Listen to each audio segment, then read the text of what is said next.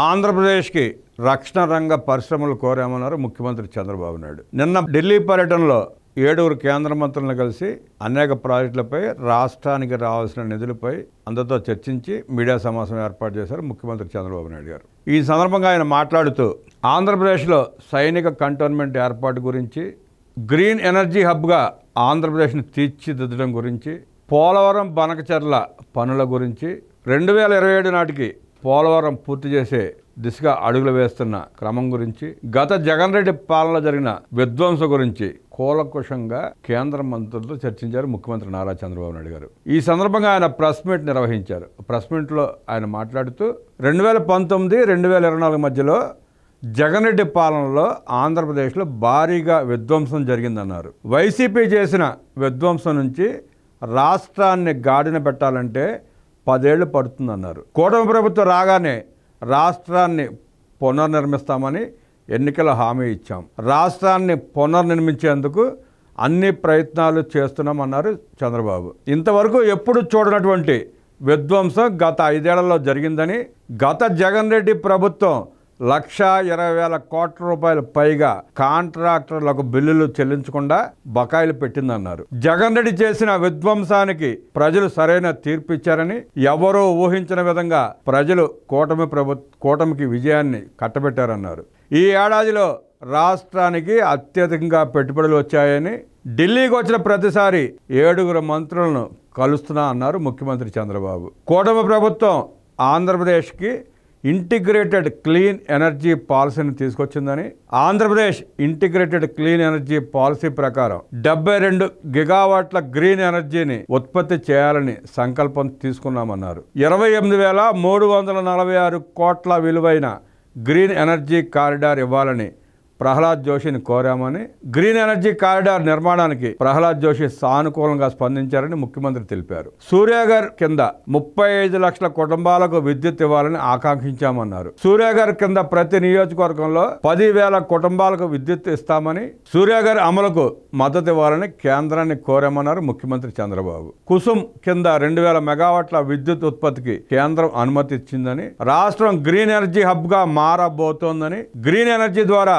24 గంటలు విద్యుత్ సరఫరా చేసేందుకు వీలవుతుందన్నారు. ఆపరేషన్ సింధూర్ను విజయవంతం చేసిన రాజ్నాథ్ సింగ్ గారికి అభినందనలు తెలిపారన్నారు ముఖ్యమంత్రి. జగ్గయ్యపేట డోలకొండ క్లస్టర్లో 6,000 ఎకరాలు అందుబాటులో ఉందని, జగ్గయ్యపేట డోలకొండ క్లస్టర్ను మిసైల్ అండ్ అమ్యునేషన్ ప్రొడక్షన్ కేంద్రంగా తీర్చిదిద్దాలని కోరామని తెలిపారు. లేపాక్షి మడకసిర క్లస్టర్లో military and civil aircraft electronic తయారీ కేంద్రం ఏర్పాటు చేయాలని కోరామని తెలిపారు. విశాఖ అనకాపల్లి క్లస్టర్లో నేవల్ ఎక్స్పెరిమెంట్ కేంద్రాలు ఏర్పాటు చేయాలని కేంద్రాన్ని కోరామన్నారు. కర్నూలు ఓర్వకల్లు క్లస్టర్లో మిలిటరీ డ్రోన్లు, రోబోటిక్స్, అడ్వాన్స్ డిఫెన్స్ కాంపోనెంట్స్ తయారు చేయాలని కోరామని, తిరుపతి ఐఐటిలో డిఆర్డిఓ సెంటర్ ఆఫ్ ఎక్సలెన్స్ పెట్టాలని కోరామని తెలిపారు. మా ప్రతిపాదనలకు కేంద్ర మంత్రి రాజ్నాథ్ సింగ్ సానుకూలంగా స్పందించారన్నారు.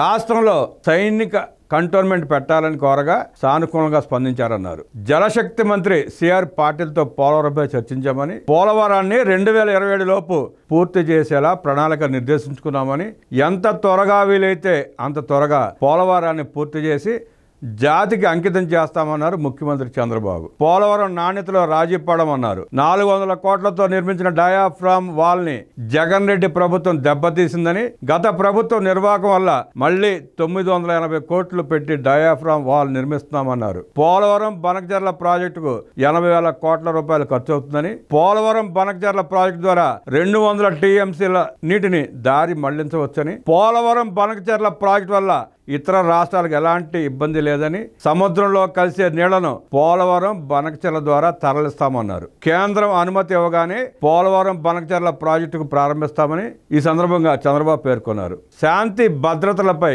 కేంద్ర హోంమంత్రి అమిత్ షాతో చంద్రబాబు సుదీర్ఘంగా చర్చించారు.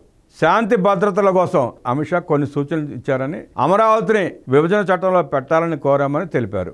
అమిత్ షా సానుకూలంగా స్పందించారని తెలిపారు. ఆర్డీటీ అంశాన్ని కేంద్ర హోంమంత్రి అమిత్ షా దృష్టికి తీసుకువెళ్లామని, పూర్వోదయ పథకం మరికొన్ని నిధులు ఇవ్వాలని ఆర్థిక శాఖ మంత్రి నిర్మలా సీతారామన్ కోరామన్నారు. పోలవరం బనకచెర్ల ప్రాజెక్టుకు ఆర్థికంగా సహకరించాలని నిర్మలా సీతారామన్ కోరామని మా ప్రతిపాదనలకు ఆర్థిక మంత్రి నిర్మలా సీతారామన్ సానుకూలంగా స్పందించారన్నారు ముఖ్యమంత్రి చంద్రబాబు. సంక్షేమాన్ని కొనసాగిస్తూనే అభివృద్ధి చేస్తున్నామని, సంపద సృష్టించాలంటే ప్రభుత్వం కొత్త విధానాలు తీసుకురావాలని, కేంద్రం నుంచి ఆర్థిక సాయమే కాదు అనుకూలమైన ప్రతిపాదనలు కావాలన్నారు ముఖ్యమంత్రి చంద్రబాబు నాయుడు.